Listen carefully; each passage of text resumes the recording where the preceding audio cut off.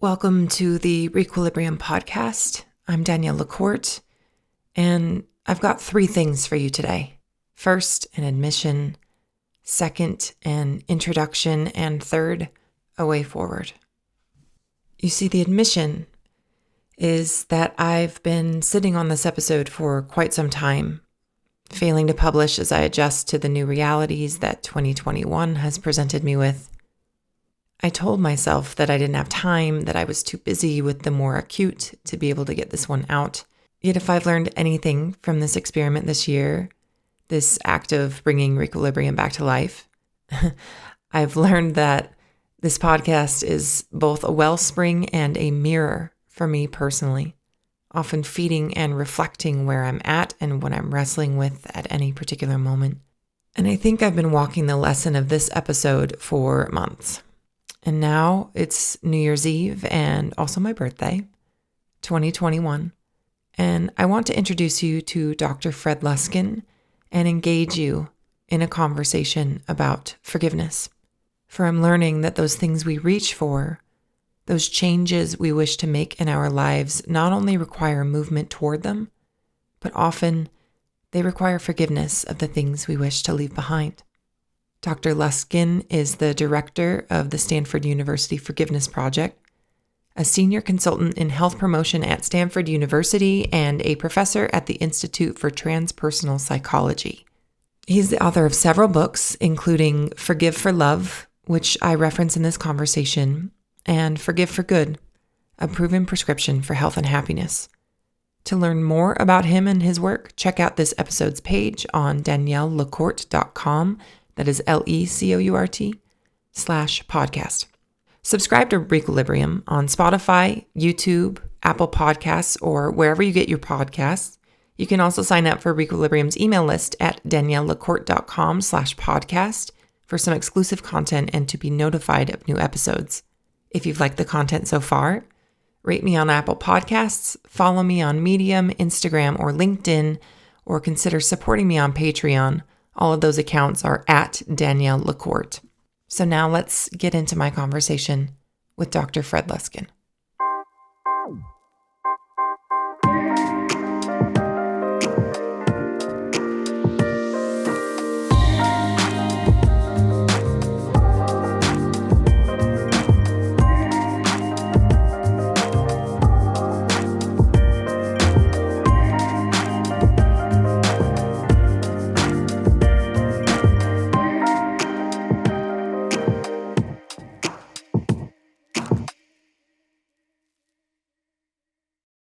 Dr. Luskin, thank you so much for joining the podcast today. It's a great honor to have you. And we were speaking briefly off air before that I was introduced to your work very recently on forgiveness, and the topic just felt really timely. And so I wanted to invite you on to speak about that concept. And I'm just going to go ahead and start with a very basic question that is, I think, a really important one, which is, what is forgiveness?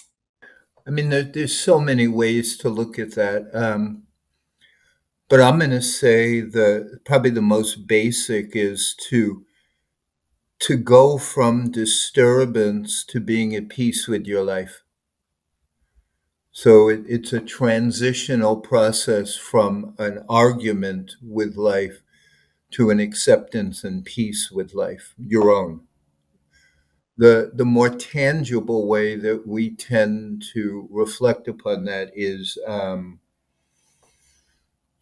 like making peace with the word no was our best guess, that when you stop arguing with the parts of your life that weren't the way you wanted, you make peace with the times that life gave you no. Like, no, you can't get the love you want. No, you can't get the freedom. No, you can't get the politics, whatever.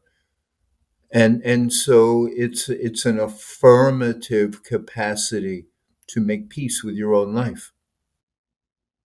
I that was the first definition that I was introduced to, and the first kind of touch point into your work that I saw was your explanation of being comfortable with the word no. And something that I love about it is that it seems framed so much as a skill and as a practice and as something that we as individuals can learn and master through practice. And I think that that's a much more empowering viewpoint than I ever really had of forgiveness. I don't know if you can speak to that as, forgiveness as a skill and as a practice. I mean, everything's at some level a skill and a practice. That to be a human being means you get to choose the things you want to become better at and the things you want to practice and the goals that you set for yourself. And why would forgiveness be any different? Um, you can make yourself a superior partner. You can make yourself a better business person. You can make yourself kinder. I mean, we have a heck of a lot of bandwidth inside to make steps towards whatever aspirations we have, and you don't do any of that without practice. So why would forgiveness be separate from that? If you can become a better basketball player, you would certainly think you could become better at something far more important than that. Yeah. Do you think that, I mean, interpersonally speaking, forgiveness seems like such an underemphasized component of the practice of interpersonal relationships. I think it's one of those things that's, kind of like eating your vegetables. We all know that we need to do it and we know it's good for us, but we don't always know how or like it. And I'm just wondering why that is, of why this isn't really a skill that we're taught, and how it's become this kind of underemphasized component of relationships. Well, I would guess if you grew up in a home which fed you good food, you would probably have an easier time growing up and wanting to eat your vegetables. Hmm. So if you grow up in a home where the parents are forgiving towards each other, where they treat the kids with some absolution of their flaws, that you're going to have an easier time learning something like forgiveness because it's modeled and you grow up with it as part of your relationship to your parents. And more than likely, if you had siblings, kind-hearted parents would be teaching you all the time to forgive each other, not to hold grudges, not to become bitter, but to actively practice forgiveness. So, of course, where you emerge from matters. But there is a piece of life where you have to choose short term pleasure versus longer term gain. And so maybe chocolate cake tastes better than vegetables, but if you eat chocolate cake every day, you may not grow up as healthy as if you eat vegetables every day. And there, I do not believe that there's parts of life where discipline is irrelevant. Like you have to have some discipline, and Mm. part of discipline is saying no. And so, yeah, we all long for that our lazier, self-indulgent parts will be able to have full access, but there won't be consequences for that, which is partly what you're saying. I just don't think that's the way this life is set up. It's you're responsible for what you do, and we have to make choices, and some of those choices are hard. Yeah. Well, and it seems like forgiveness is, another way of putting it is it's one of those pivotal pro-social behaviors that it seems like a lot of our structures, especially technological structures of society right now, actively work against almost of this, this pro-social behavior, moving past hard things and being able to heal and move forward together. I don't know. It just seems like there's a lot of it's an uphill battle in a lot of ways that are kind of culturally set up. To not foster forgiveness. I think that's what you're saying, right? Yes, yeah. I Well, don't know. Do you agree? I mean, you have to understand that. I mean, I think throughout history, one of the ways that tribal organizations keep their own people in line is by creating unforgiveness towards other tribes, organizations, people, families, that then they do so through demonizing forgiveness. That you're a traitor to your tribe or your group or your family if you forgive whoever it is that we have decided is the enemy. So non-forgiveness is wielded as a significant boundary protector for, groups that identify with each other. And so it can become very dangerous to go past that and say, wait a second, I don't want to just be limited by the negativities of my group. I might want to see like flourishing among groups, not just power of one group over another. But that is not easy for human beings to do. Like one of the learnings that I got teaching this stuff was that was a long time ago. I'm going to say 20 years ago. I came home to visit my father, and maybe even probably 25 years ago. I came home to visit my father, and he was old, and where I grew up back east. And I come into his home, and there's a birthday invitation on his desk from an old childhood friend. And she was turning 90. She was having her 90th birthday. And I opened the invitation, and it said, "Dear, dad person, I hope you'll come to my 90th." And I looked at it, I looked at him, and I says, "You're gonna go, right? Of course, she's 90." He said, "No, I'm not gonna go." I said, "Why not? I mean, these are old friends." He said, "Well, don't you remember what happened between she and I?" I said, "No, I don't." And I probably had this experience with him, let's say in 2005, less, something like that. And he told me that what had happened in the early 90s. So I looked at him and I said, "Wait, she's 90. You're going to keep this going like something that happened 15 years earlier and not go to her 90th birthday?" And he said, "Yeah, like I feel fine with that." And then I started giving him my forgiveness stuff, as a teacher. And he looked at me with affection and said, "Fred, I'm sure you're really good at what you do, but I'm not interested. Like, don't even Yeah. waste it on me. I'm not going. I feel really good about it, and just, let it go." But it was that was one of those reminders when I saw like how deeply people can convince themselves that other human beings are not just wrong, but deserve at some level to be ostracized or cast out of their heart. And then they defend it. They defend that Mhm. casting because of what somebody had done. And it was tangible. I mean, I grew up with their children, it was like, but I could feel my father's certainty that what he did was appropriate. And Yeah. that was one of those like reminders, like, I'm giving him my best stuff and he's just telling me, like, don't even bother.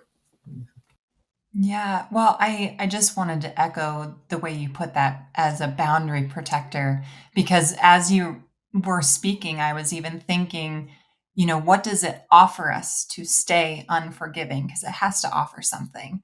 And protecting those boundaries, I'm now wondering, what are those boundaries protecting for us that keep us, and why is it so hard to be able to forgive? What are we holding on to with those boundaries that we're actually gaining as individuals? Well, I mean, at some level, there's got to be some sense that it's making us safer. Hmm.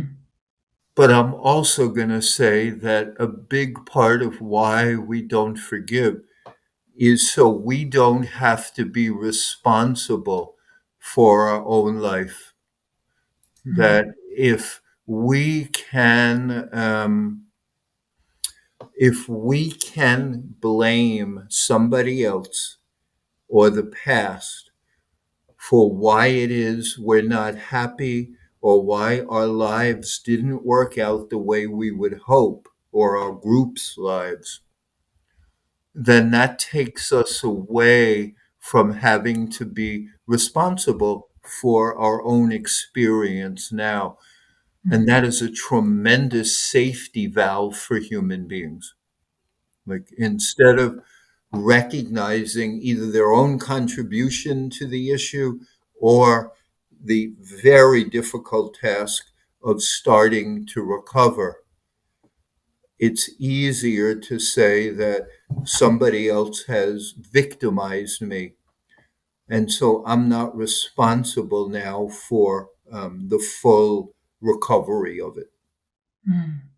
How much of that is linked to grief? I know in your book you do mention this relationship between grief and forgiveness, and I know grief is a very difficult thing to hold and to feel. And so I'm wondering, is part of it an avoidance of grief and that keeps us from moving forward into forgiveness? I think so. I'm going to say there are two parts of grief that you want to look at. One is the challenge of understanding how vulnerable we are. Mm. That the hardest part, one of the hard parts about grieving, is it usually involves something we lost, whether it's a person, whether it's material possessions, whether it's an ideal, whether it's some safety. Grieving forces us to hold the fact that we can be harmed in situations which would be really good if we weren't, where we can't stop it. And sometimes we're not even, we had nothing to do with it. So, one of the reasons that grief is so challenging is that it puts us in touch with that vulnerability Mm. and that very basic elemental lack of control. What that also does is it also unfortunately reminds us that it could happen again. Mm. When you hold on to a kind of "fu" attitude, then you're making a kind of false hope that if you're just hostile to one thing, that'll protect you and keep you from being vulnerable again. Like, this woman cheated and lied on me, so I don't trust women. Yeah, I mean, somebody may cheat and lie on you, but it's not going to stop somebody else from cheating and lying on you. And the bad news is the more hostile you are, the more likely people are going to cheat and lie on you because you're not that pleasant. So, Mm. one of those things about grief is the vulnerability. The other part about grief is that we have to have bandwidth to be able to experience the different sides of grief. So, it's appropriate to be angry during grieving. It's appropriate to be sad. It's appropriate to be scared. It's appropriate to try to deny stuff. It's appropriate to, as Elizabeth Kubler-Ross said, to try to make deals. There's all sorts of scrambled stuff in grief, and that requires a pretty healthy person, to. Mm. So one of the obstacles to healthy grieving is that often people simply focus on the emotion that they can do. So pissed off people get pissed off and they stay pissed off. And sad, scared people stay sad and scared. But both of them don't touch the complexity of grief, which is that you have a range of emotions to experience. And the healthier among us, when we go through that range of emotions, then we have fulfilled the purpose of grief. So we don't need it anymore. Mm. What is the purpose of grief? To help our nervous system, our schemas, our souls to adapt to change circumstances. Some of which can be devastatingly either scary or lonely or confounding. So it takes time and willingness to make that adaptation that no, my partner's not alive anymore. No, my parents are not alive anymore. No, I can't trust this group of people. No, this political thing turns out to be untrue. So I'm having to readapt to my views. All those are griefs, all of the griefs. And it's very hard to integrate and adapt to life's changing experiences. So it takes a lot of effort and time to make that adaptation. Do you think, to continue your metaphor from before about forgiveness being making peace with the word no, do you think it's going too far to say that grief is the feeling of no or our response to the word no? To where maybe grief is more the experience of when those no's happen in life, and then forgiveness is how we then make peace with that experience. If you can see my hands, there's two hands with some distance between them. Mhm. The top hand might signify what we wanted, and the bottom hand might signify what we got. So we wanted A, we got B. Um, Grief, as Elizabeth Kubler-Ross suggested, ends in acceptance. So the acceptance is, even though I wanted A, I got B. It's the way it is. Mhm. I'm going to grieve the fact that I didn't get what I want, that it's a real adjustment, and there's a lot of pain from loss. But it's bringing those things closer together. So grief is the process by which you no longer have to argue with the no. It's like, yeah, this is what life, this was how it unfolded. It is what it is. I've moved through those stages, and now I'm accepting. Forgiveness is mostly about accepting, but a little deeper in the acceptance is also without prejudice. It's like, yeah, I accept it, and must be right because this is what is, and and taking responsibility for the fact that I created a lot of emotional uproar around life unfolding itself. But Mhm. the other piece of these two things is this A piece on top, which is what I wanted, not being in alignment with the B piece, is mostly due to our insistence that the A piece is right. Mm. So, and that's something that we have some control over. So, when you say making peace, or when I say making peace with the word no, on top of that is an understanding that I've been shouting that I should have gotten yes, Mhm.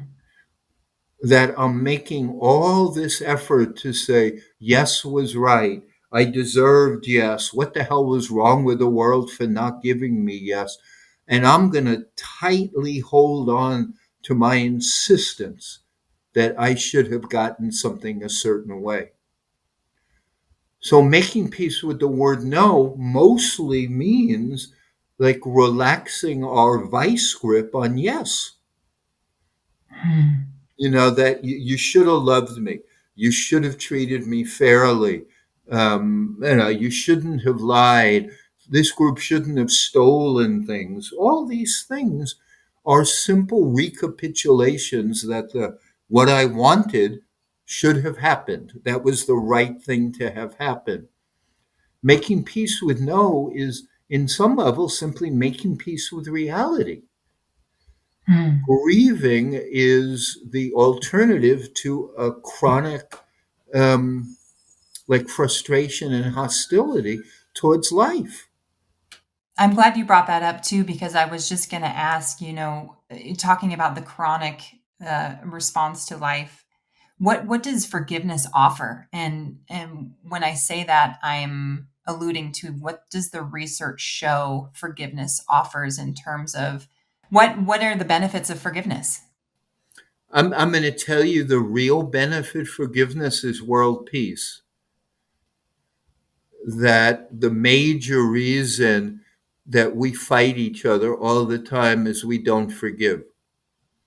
And so we need people to constantly be enemies or something we can fight to make up for all the things that we haven't forgiven that have harmed us. So generally speaking, like if I'm married or have a long-term partner and I don't forgive them, then they do something wrong in 2021. And if I haven't released my grievance from 2019, then I say, look, they were shitheads in 2019. Now they're shitheads in 2021. I now have two reasons to not like them. Mm-hmm. So it gives me more justification for being nasty to them. Right. Let's say my current partner is not so bad, but the last two really stunk. So if I'm with partner, three now, and they do something wrong and I haven't forgiven partners one and two, then I say, wow, partner three, look at this. All people like you are terrible. Or look at this history of oppression that I have experienced. It's not just about what's going on now. I create this whole agenda of contempt so I can defend my own hostility. So the biggest reason at some level that we forgive is to create peace, create peace in our home. Like if you're with a partner and you walk in the front door and you say every day, you're not perfect. In many ways, you're a real pain in the butt. You have an enormous number of crazy destructive habits. Um, but I love you. And so I forgive you for being the flawed person that you are. That would create peace. And then depending on how capable we are of doing that, it ripples out. But the real purpose of forgiveness is to create interpsychic and interpersonal peace. On the way to that, it does have physical and emotional health benefits because we're in much better shape when we're at peace. Yeah. Physically, we're under less stress. Emotionally, we're less triggered. We're less mistrustful. The more you can be at peace, the more accurately you perceive the environment, and so you create less damage. Um, I remember, oh God, this is a long time ago. I don't know how long, 15 or more years ago. I was teaching in a local Jesuit college, and they have a building for peace studies or something. And all around the building were these beautiful monuments, but on the wall to different heroic peace people. And one of them was from Nelson Mandela, but they were all over the building, all these wonderful slogans of people who had done great things for peace. So Gandhi and Martin Luther King and Jane Goodall and all these wonderful human beings. But Nelson Mandela's was, probably one of the main purposes of our life is to find what we can contribute to world peace, making the world a more peaceful place like that. That's part of our purpose. And that's what triggered me to recognize that was what forgiveness was for me, and for that was my little contribution that I could offer that. I don't have great skills in a lot of things, but it was Nelson Mandela's statement of just how crucial that is for a life well lived. What Mm. do you contribute to making the world a more peaceful place? Yeah, well, and I love that you're kind of describing, and you described it in your book as well, it's kind of stages of it, to where there's forgiveness as an act or as an action, and then there's forgiveness as an orientation or a worldview. So there's the act of forgiveness, but then there's the becoming a forgiving person, and that being the practice that we kind of started out talking about, the practice of forgiveness, kind of ingraining itself in your personality, in your personhood. And they're both needed at different times. Mhm. So if you have a more forgiving orientation, you tend to take less offense. So you don't create so many obstacles during your day between you and people and the rest of this universe.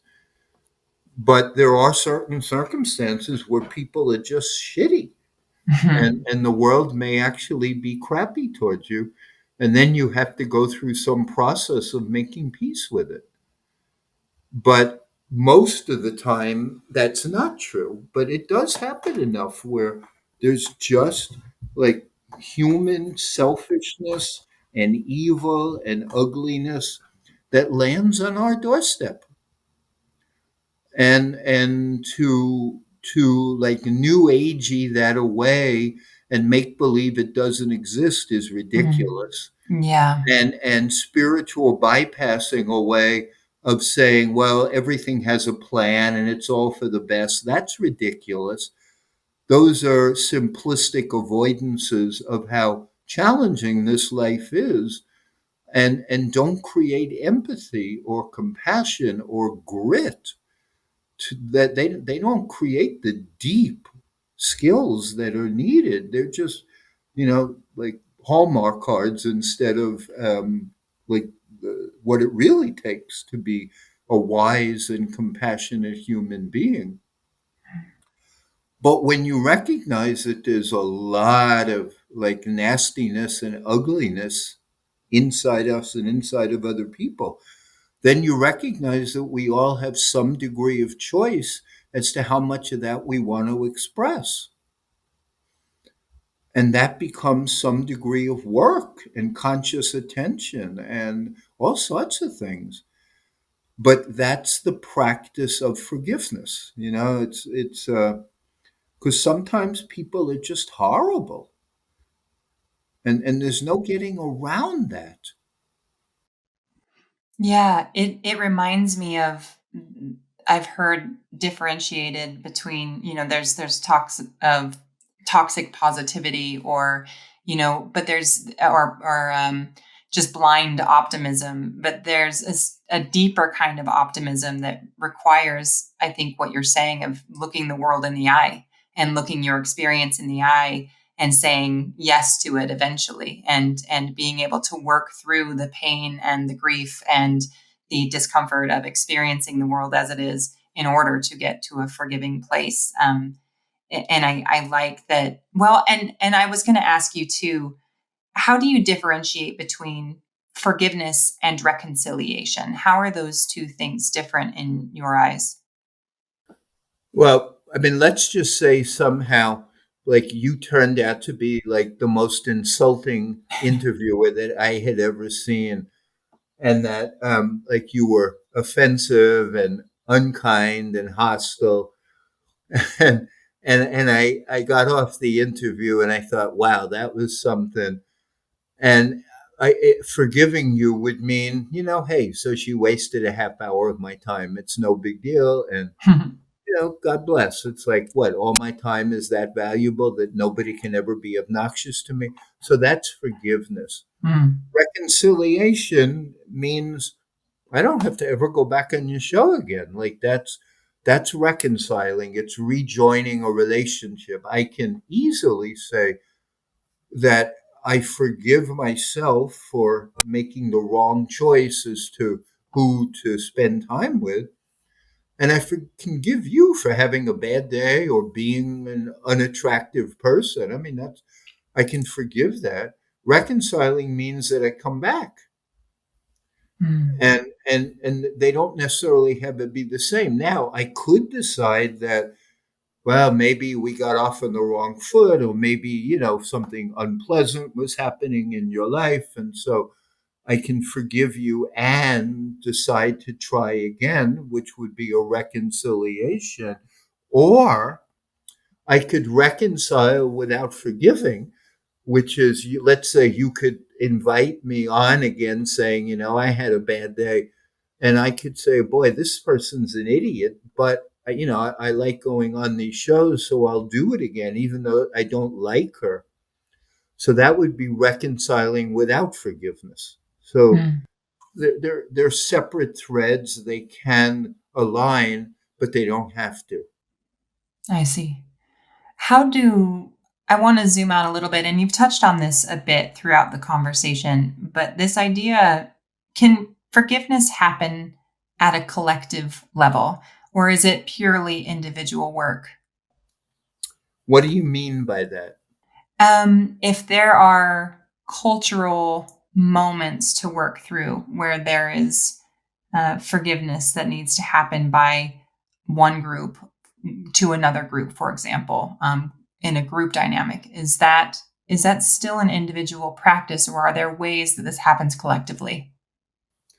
I mean, that's a great, difficult question that I'm not wise enough to have a full answer for. Mm, Um, I can give you some thoughts, but I believe this is one of the humans' unfinished questions. Like we mm, have this one, we haven't figured out. Um,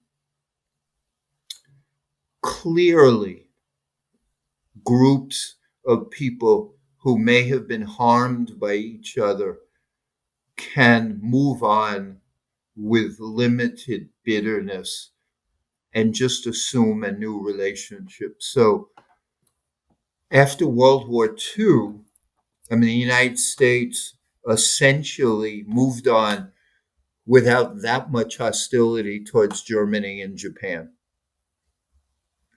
And a lot of it was because we viewed the Soviet Union as such a big threat that we didn't want to keep any antagonism going between Germany and Japan. Um, but we moved on, and now there's really no cultural bitterness towards either of them, and they started world wars. So mhm, that's a cultural move.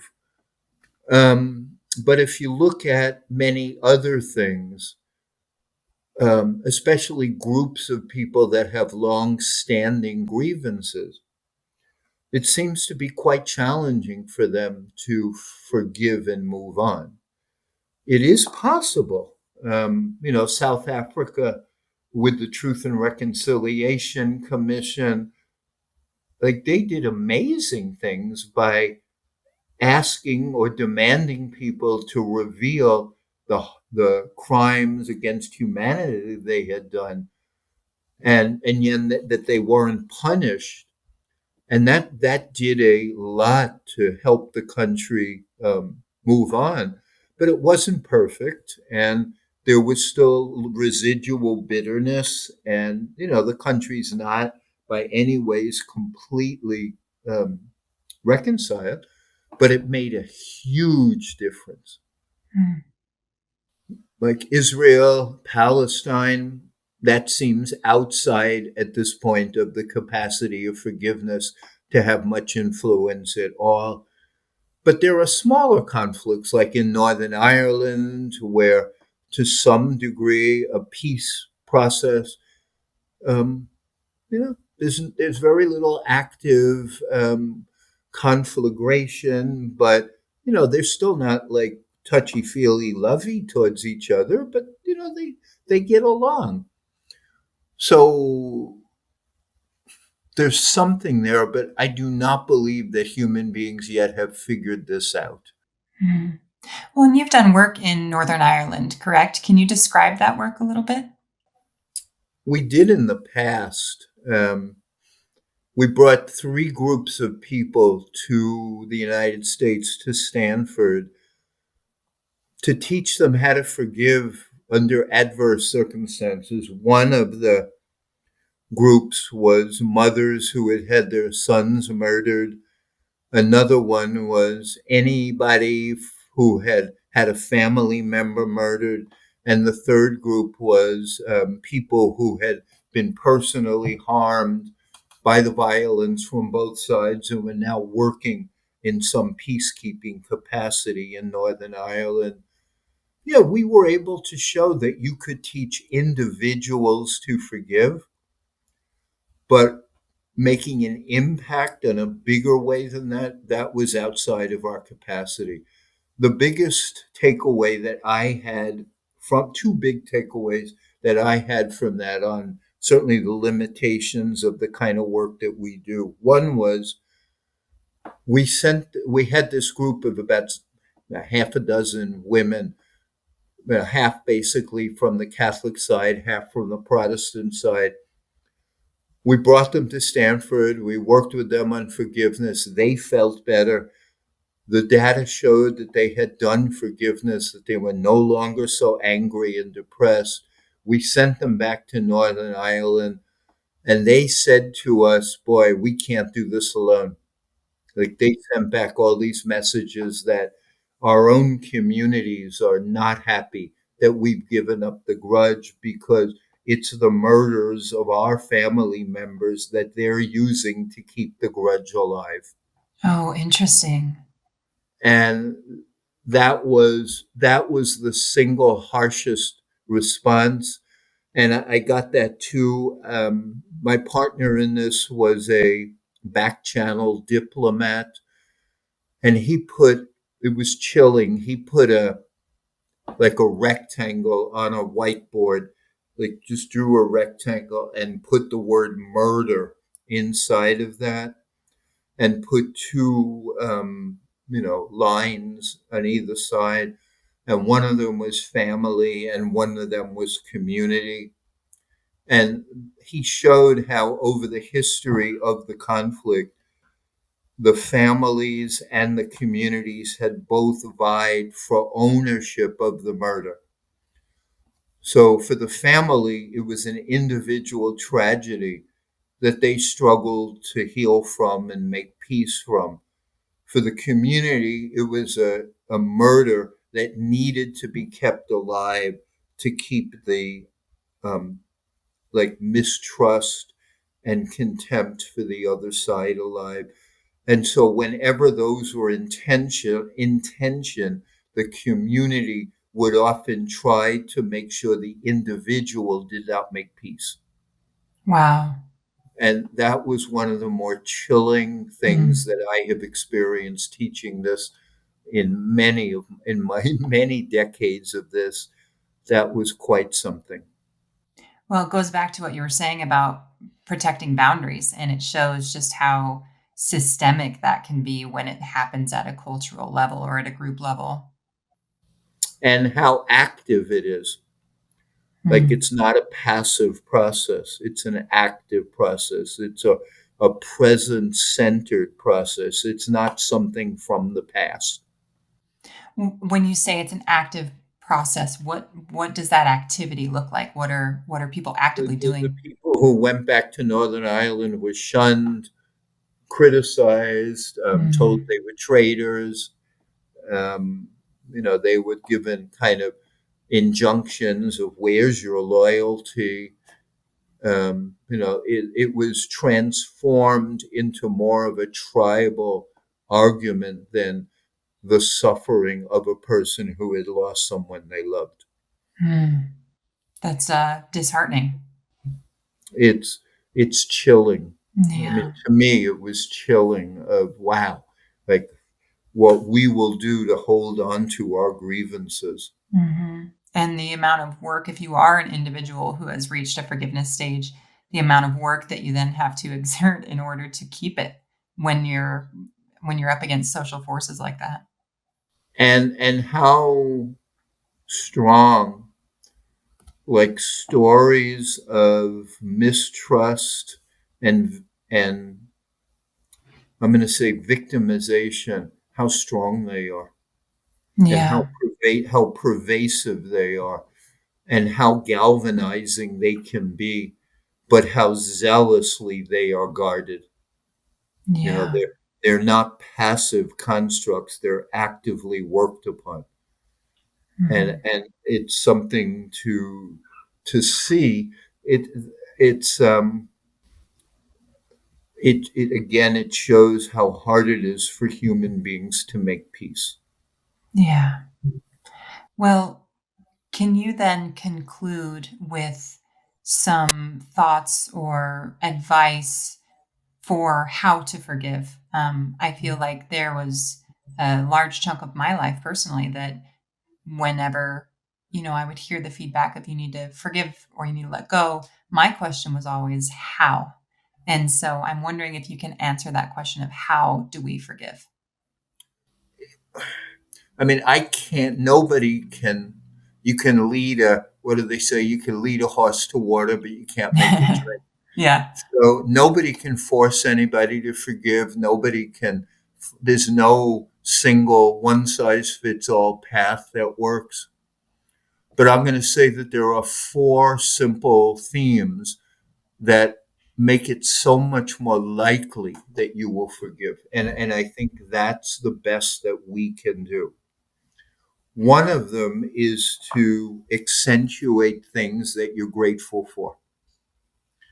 And that's a very powerful and important practice because, I mean, and it doesn't mean you have to, again, reconcile or have a certain reclaimed relationship. So let's just say, you're partnered with somebody and they left this morning and didn't take out the garbage.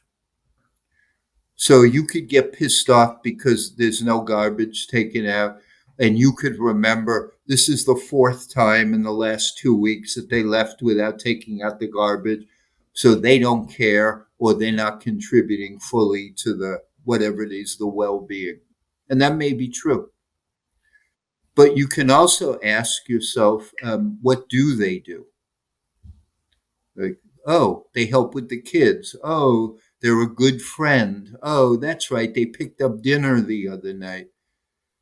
So gratitude and appreciating the good create a more truthful worldview. And so you then see things more clearly. So, oh, yeah, that's right. They don't take out the garbage, but they do X, Y, and Z. Now, I may be somebody for whom the garbage is critical. So I may need a new partner or I may need to really lay down the law. But I'll be doing so from a more balanced, truthful perspective. I know you're great with dinner and I know you're good with the kids, but you suck with garbage. So that changes the entire framing of it. So gratitude is essential both towards, if possible, the offender, but more importantly, towards our own life. So if we want to go screaming about how badly we've been treated, but we have a refrigerator full of food and running water and a roof over our head, then we can tell ourselves that that probably puts us in a more privileged position than half of the planet. And so be a little careful about how desperately you complain of how badly you've been treated. On the other hand, you can also remind yourself that you have running water, food, and a roof over your head, and you tend not to care at all about the 50% of the world that doesn't. So recognize you're not quite as good a noble warrior as you think you might be. All this charging ahead, helping. So that's one. Gratitude is essential. Two is a very simple Stoic reminder that you're a human being and that all human beings have difficulties to confront, and all human beings will be mistreated at some point in their lives. That that's just part of the package. And if you become a human being, you kind of expect that. So that's a cognitive framing. The first is more of an affective framing.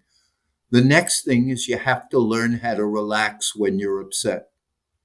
So if the partner doesn't take out the garbage and you watch your blood pressure go up to 200 over 140 because you've told them 14 times to take out the garbage and you're creating a stroke for yourself because they didn't take out the garbage, then you need to quiet that stroke down because that's your responsibility, not theirs. So there's a stress management, meditation, who knows, maybe it's knitting, whatever you do, but you have to quiet that down. And the last piece is you need to be careful the kind of stories you tell, whether you're coming at it from a victim perspective or whether you're coming at it from more of a survivor perspective. The victim perspective is the heart of grievance. The survivor perspective is at the heart of resilience. Forgiveness is a quality of resilience. So those four simple practices over time make one much more forgiving. Well, Dr. Luskin, it was an honor to speak with you, and I really appreciate your time on this important topic. I know, with the state of affairs in the world and coming off of a pandemic, I know that there's a lot of grief out there, and there's a lot of things that people are working through, to which forgiveness will be a really great tool. So thank you for offering that to us today. You're welcome. Thank you. Thank you for listening to this conversation with Dr. Fred Luskin and for walking the lessons of 2021 alongside me during this year of Re-Quilibrium. The support and embrace of this content has truly been overwhelming, and it is an honor and a joy to be here with you as we wrestle with what it means to live a rich, full human life. I hope you have a great new year. Stay safe. And as always, let me know what you think about this episode or the podcast as a whole. Comment on YouTube. Reach out to me via my website, daniellelacourte.com, or message me on LinkedIn or Instagram with your feedback. Take care.